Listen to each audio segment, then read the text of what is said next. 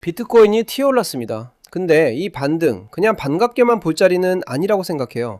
지금 딱 두 갈래로 갈릴 수 있는 지점이거든요. 여기서 진짜 상승장으로 이어지느냐, 아니면 한 번 더 속이고 저점을 갱신하러 가느냐. 진짜 상승으로 가려면 조건이 하나 있어요. 65K대에 몰려있는 저항 매물대, 이걸 거래량 실은 채로 캔들 몸통으로 뚫어줘야 합니다. 이게 되면 67K까지도 열려있다고 봐요. 근데 반대의 경우도 있죠. 이 65K 위쪽에 쌓여있는 유동성만 슥 먹고 다시 내려오는 이른바 스캠식 무빙이 나올 수도 있습니다. 이 경우엔 지금까지 본 것보다 훨씬 더 큰 하락이 나올 수 있다고 보고 있어요. 그래서 오늘 영상에서는 현 상황에서 어떻게 대응해야 하는지 전부 말씀드리겠습니다. 그럼 본격적으로 차트 분석 들어가 보겠습니다. 먼저 현재 추세선부터 보시죠. 이 추세선에서 지속적으로 지지를 받고 있는 모습이 보이실 겁니다. 한 번이 아니라 계속해서 터치를 해주고 있었는데요. 그때마다 아랫꼬리를 달면서 매수세가 들어오는 모습이 반복됐습니다. 그러다가 이번에 큰 반등이 나와줬습니다. 제가 전 영상에서도 말씀드렸었는데 추세선 지지를 정확히 받아내고 있으니 반등이 나올 수는 있지만 65K를 넘기기엔 힘들 수 있다고 했었죠. 지금 상황을 보니 그 이야기를 다시 한번 짚고 넘어가야 할 것 같습니다. 일단 청산 데이터를 보시면 답이 나옵니다. 65K 부근에 굉장히 많은 청산 물량들이 포진되어 있어요. 즉 지금 나오고 있는 상승이 이 물량들을 잡아먹는 유동성 헌팅의 가능성도 있다는 거죠. 이런 자리는 시장에서 흔히 나오는 패턴이기도 합니다.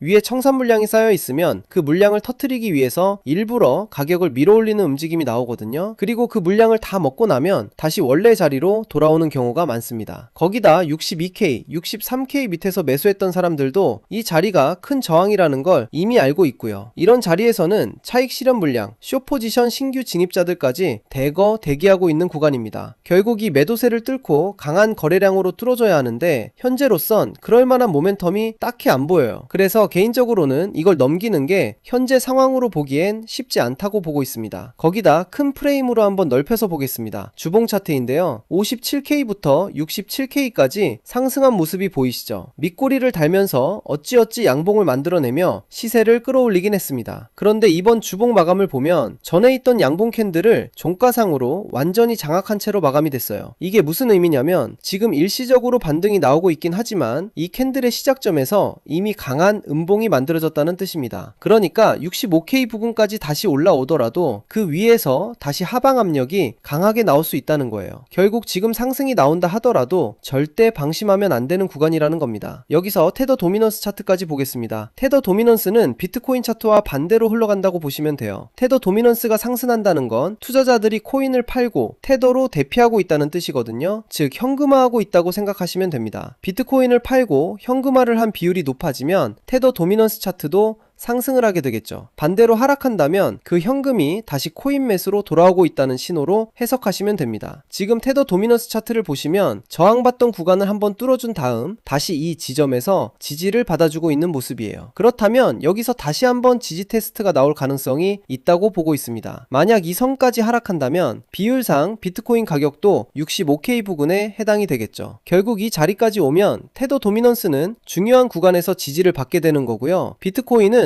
중요한 저항대에서 하방 압력을 받게 되는 상황입니다. 두 차트가 서로 반대로 움직이면서도 결국 같은 결론을 가리키고 있다는 게 포인트예요. 이렇게 서로 다른 지표가 같은 지점을 가리킬 때는 그만큼 신뢰도가 올라간다고 보시면 됩니다. 오늘 영상을 정리하면 첫 번째로 주봉상 강한 하방 압력이 시작된 자리고요. 두 번째로는 테더 도미넌스 차트에서도 다시 반등이 나올 수 있는 구간입니다. 세 번째로는 심리적인 매도 압력들을 다 뚫어내고 상승할 만한 모멘텀이 지금은 부족하다는 거죠. 그래서 저는 상승보다는 여기서 다시 한번 조정을 받을 가능성에 무게를 두고 있습니다. 지금 강한 상승이 나오고는 있지만 위에서 말씀드린 이유들 때문에 이 자리까지 온다면 숏 포지션 진입하기에도 나쁘지 않은 자리라고 생각해요. 손절 라인은 65.7K로 잡으시면 됩니다. 이렇게 잡아도 손절폭은 1% 내외밖에 안 되고요. 추세선까지 수익을 본다고 하면 3% 정도가 됩니다. 리스크 대비 리워드 보시면 충분히 트라이 해볼 만한 자리라고 봐요. 65.7K는 전고점에 해당하는 중요한 자리이기도 하고 주봉상으로 지지와 저항을 반복해줬던 강한 변곡점이기도 하거든요. 그래서 만약 이 자리를 뚫고 올라가는 모습이 나온다면 그때는 제 관점이 틀렸다는 걸 인정하고 추가 상승 가능성을